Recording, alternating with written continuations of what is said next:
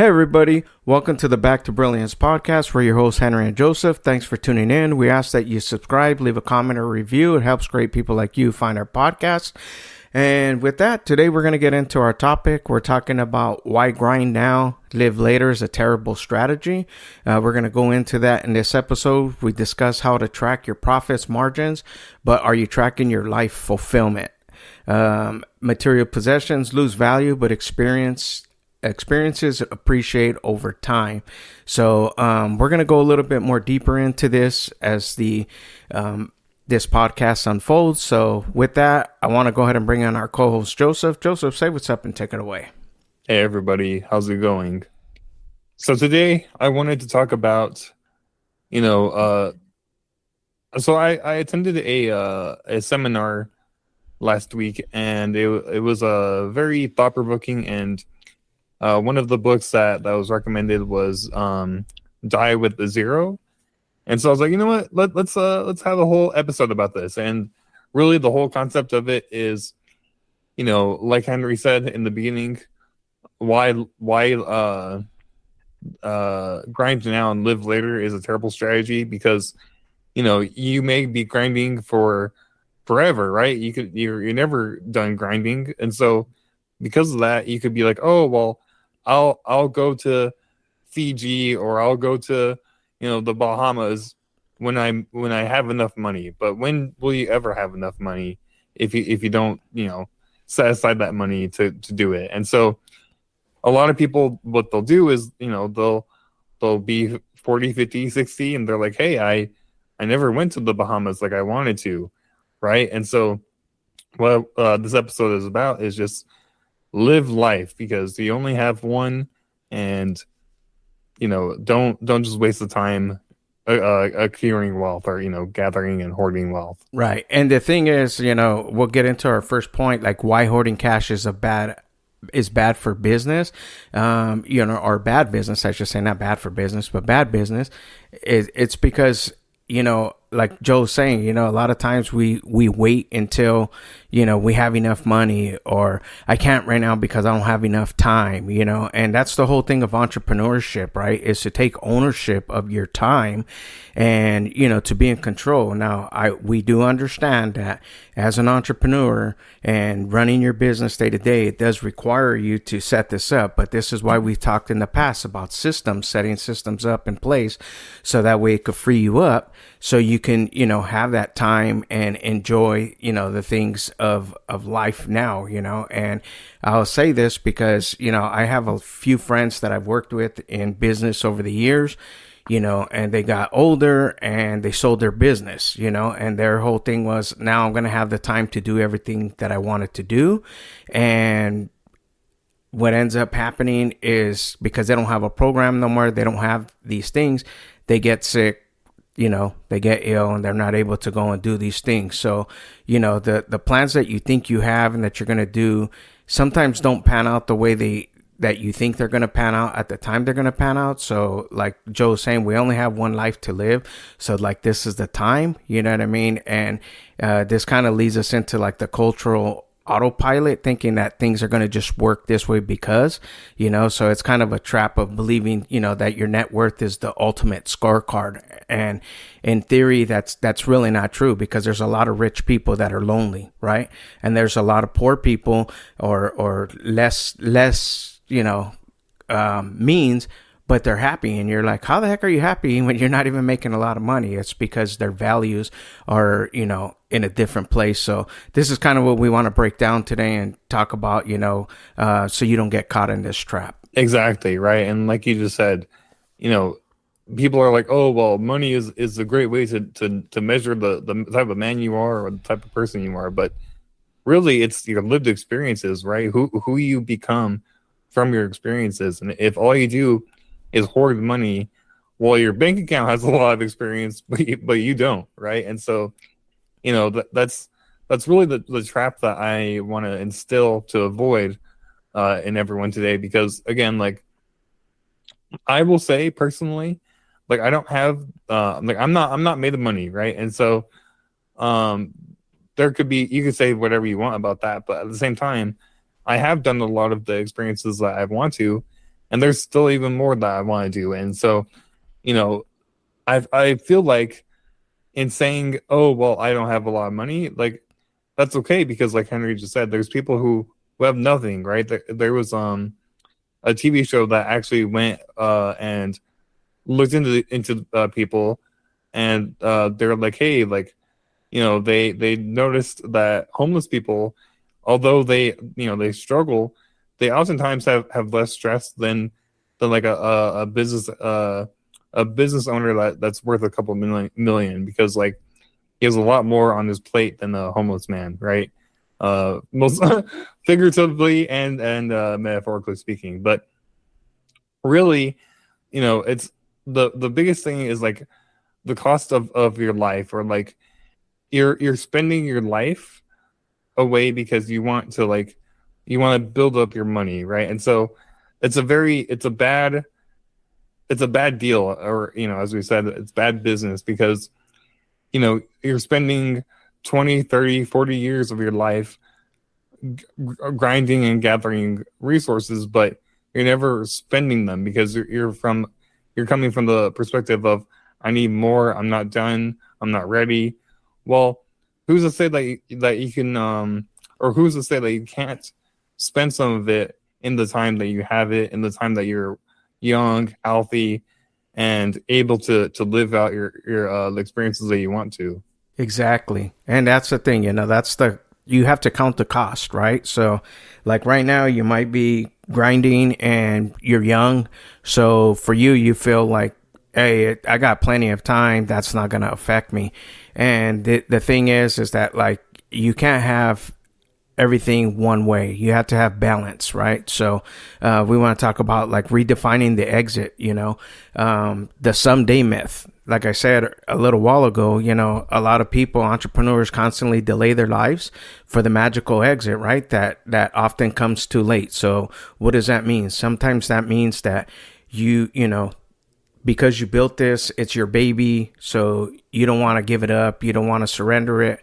So some people will work till the day that they die, and that's okay too if that's something that you want to do, but you have to enjoy your life to the process, and I have some clients like this, that are in their 90s and they're still working, and I'm like, dang, but this is because this is what drives them, and then, like I said, I have some other peers that I work with that are in their 60s and they lived a great life, financially, but maritally, relationally, they had turmoil, but and then when they retired, they got sick, and some are not with us and some are just not able to get out and experience that. So I don't want to be doom and gloom. What I want to do is take this and turn it into a positive for you, so that way, you can learn from these mistakes and change the course of your life, and enjoy it, because life is too short, and we see that, everywhere you look, and everybody's going through different things right now. We were just talking about that offline, but the reality is that you have to enjoy those experiences. You know what I mean? So think about it. When you started and you didn't have nothing, you were happy to just make 100 grand, right? 10 grand, 100 grand, whatever the number is, and then you got to the million. Now it's like, okay, I'm off to the next 10 million. And that's fantastic. But in the process, you have to, redefine that exit strategy and see what works. Because if you're not experiencing it now and you're delaying the good for your life to later on down the road, maybe there is no down the road. That's what we're trying to say. So maximize your return on the experiences, and that's going to help you propel, because that's what people relate to is experiences. So this podcast we're sharing to you through experience. So I hope this helps you guys, help somebody down the road, you know what I mean, and encourages you and inspires you to reconsider. Exactly. And really, again, going back to the topic, or the topic of maximizing your experience or whatever, or your ROE, your return on experience. uh Material things, they not only do they depreciate in value, but they they depreciate in emotional enjoyment or excitement, right? I mean, how many people have you heard that they buy a big house whenever they're young or younger, and then their family moves out and they're like, oh, I'm just in a big empty house, right? So what was once joyful is now somewhat of a burden, because you're like, oh well, I don't even use half my rooms, I don't even use half my house, right? And so people talk about downsizing and all of that. And so, but if you were to spend it on, let's say, a trip to Cancun, and you have a beautiful experience, you'll take that with you forever. Or let's say you take a trip to Davos or whatever, or maybe Georgia, the country, obviously, or not obviously, but Georgia, the country. And so, who's to say, right? Who's to say that if you don't spend that money on a little bit of life, living life a little bit, you may come back a different person or a different level of you, because experiences are what actually appreciate and value, because we all have a bias towards our memory, right? We always paint things in a better light, if we look at a memory fondly, right? Let's say you went on a cruise ship 5 years ago. Well, that cruise ship is going to seem way better than what it did in the moment. And so, experiences, they will only grow in value, versus material things like a car or whatever, they depreciate in value. Exactly. And that's the thing, guys. Here's the thing. If you don't have the means now to go somewhere big like that, it don't take much for you to take a day to go to the beach or to a lake, or anything. Just taking the simpleness, and going out there and throwing a frisbee, throwing a football. I mean, you'd be surprised how much that just, even those simple things like that. But we're looking for the extravagant. I got to go spend and do all this to make it. Nah, get off the social media, man. You know what I mean? That's all hype. So the reality is, it's the little wins that carry you along. And that's something that I learned along the ways. And we've talked, again before. It's always taking those little things. If you're in a hole and you keep digging, you're going to just keep getting deeper, right? So the simplest way to get out of a hole is just stop digging. So how do you do that? Change your course of action, right? So it's a compounding payout, so when you stack those experiences and you put that time in, then what ends up happening is you start to experience the rewards, and the whole thing is like, it comes down to protecting your joy, right? This world right now is in chaos with a lot of things going on everywhere. And I talk to a lot of people, and everybody's going through something right now, whatever it is, and the thing is like, it feels like doom and gloom. People are kind of in a negative state of mind right now. And I think it has a lot to do with the way, they see things that are, projected to them, that, they get caught in this. So a lot of times we don't, experience the joy and the happiness, so we just put more dedication into getting more money, but money at the end, like I said, I know a lot of millionaires that are miserable, so stack those little experiences, get out there, go maximize your return on your experiences, so you can always make more money, but making memories is priceless. So keep that in mind, and the lifetime, over your lifetime, you're going to yield these rewards, and you always look back, and you think about the older people that you talk to, right? Like your grandparents. Well, back in my day, and they'll tell you stories, and you're like, man, that doesn't exist anymore. Well, it does. But the problem is society has taken that away and says, grind, grind, grind, grind, grind, work hard, do all these things, and then you grind now and live later. So hoard up, and then you can experience all the greatness later. And it's like, well, what happens if later never comes? You know what I'm saying? So I'll leave you with that question, but don't wait till later. Experience it now and enjoy now. Exactly. Yeah. And, I really want to hammer home what Henry said a minute ago. It doesn't need to be a trip to Disneyland. It doesn't need to be a trip to the Bahamas. It could even be a vacation away from home, or, like something that I found a lot of joy in was exploring different towns in my own state, right? Hey, take a little 2 hour, 3 hour road trip, get a hotel, get an Airbnb, maybe go fishing or whatever you enjoy, maybe going to a museum, which I personally enjoy, small things, right? It's just small things like that. You'll hold on forever, right? Maybe you met someone there, maybe you had a nice conversation, or, you know, there will always be something very specific that will tie you to that memory, and that will last forever versus like, oh, well, I bought a new car or whatever, right? I bought a fourth car, right? And so, living experiences at 20, 25, or 35, or, living your life at a younger age, it just, again, you have way more lived experience versus, oh, well, I sold my company for 20 mil or whatever you want to say, and now I'm 65 and I'm gonna cram everything into 3 years because I have three more good years in me, right? And so that's why we're saying that it's a myth, or it's bad business, because you're delaying your gratification, right?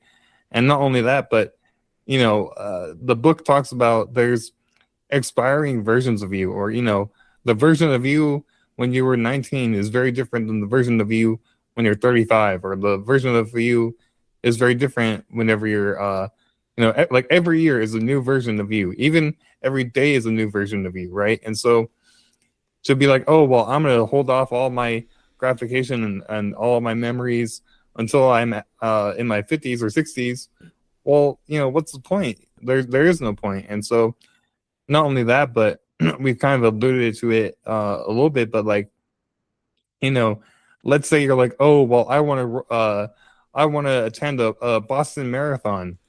Well, if you attend that Boston Marathon when you're in your 70s, it's going to be a lot tougher than if you were attending that marathon in your 30s, right? And so, there are things that have a time limit. There are things that you want to do when you're younger, right? Maybe you're like, oh, well, I want to go to Peru. Well, there's a lot of walking and it's really hard to breathe up there, And so, uh, if you do that when you're younger, it'll be a lot easier for you to enjoy it versus if you're 70, you're really going to limit yourself. Absolutely. And that's the thing. So delayed gratification, is good. Everything is good in moderation, right? So if you delay everything until I have enough, you'll always be chasing. And that's not a good place to be, and a lot of us write up our little bucket list of what we want to do, what we plan to do when I, reach this amount. And a lot of times we end up reaching that amount, and then we just kind of push the bucket list to the side. So it becomes the anti-bucket list, and what ends up happening, and this is true, like you can find that you're in need of a vacation, you're in need of time, is when you start getting becoming reactive versus proactive. So you're always reacting to things, you're always like boom boom. So that's kind of like a healthy sign, I would say, at least for me, that I know like, hey, it's time for me to take a break, because now I'm more snappy, I'm more attitudey, you know what I mean? So I kind of like get in that place, and it's like, oh, something's wrong, I need a little break, so sometimes you just have to unplug. I mean, we're hit with so much information on a daily basis. I was just telling Joe this, like I think I have information overload, there's so many things going on. So I just have to like, boom, pull back a little bit. And I've done that this week. So I spent a little bit more time exercising, doing little things like that. And, that helps. For me, on the weekly, I go and I golf. That's like priority. Before it wasn't priority. I used to just work, make as much money as I can, and be beat by the end of the week, and now I have more energy. I feel a little bit more calm when it comes to things.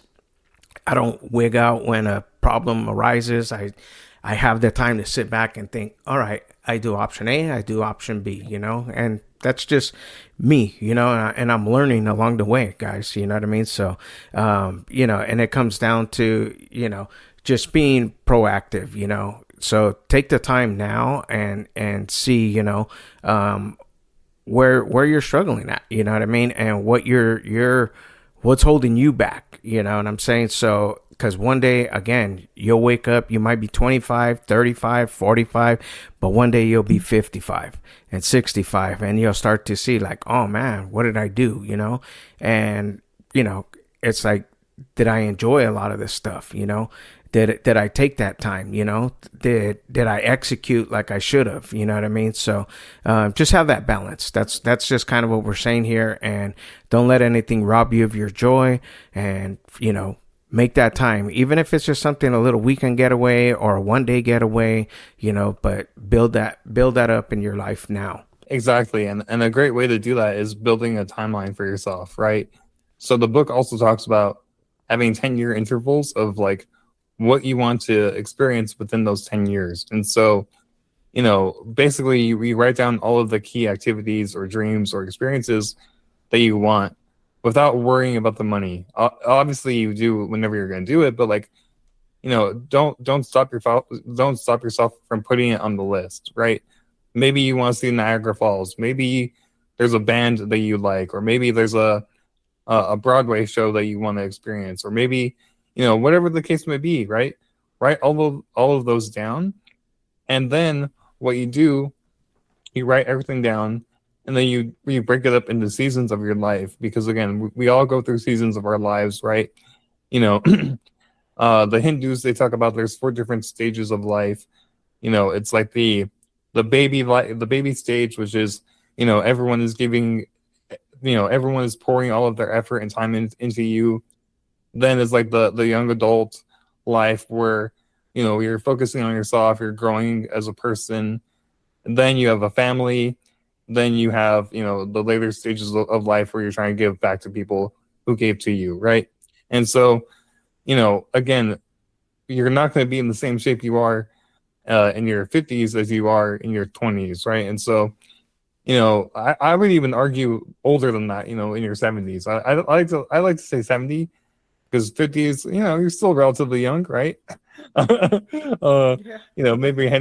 Maybe Henry might have something to say about that, but again, you still have a lot more life to live. And if you break it up to where you experience some things, maybe there's like an exotic dance thing that you want to experience before you're married, who knows, right? Or before you have kids, because once you have kids, then your whole life revolves around that, and your time is really revolved and tied down to your kids, which is a beautiful thing. But again, for your own personal experiences, maybe having a 3-month stay in Europe or whatever, a 3-month journey across Europe, that's not really feasible when you have a wife and kids. So you want to plan that for whenever you're not married and have kids. Absolutely. And that's the thing. It's just take that inventory now, like Joe's saying, build that timeline and look, you know what I mean? Look where you're at, look at how far you've come,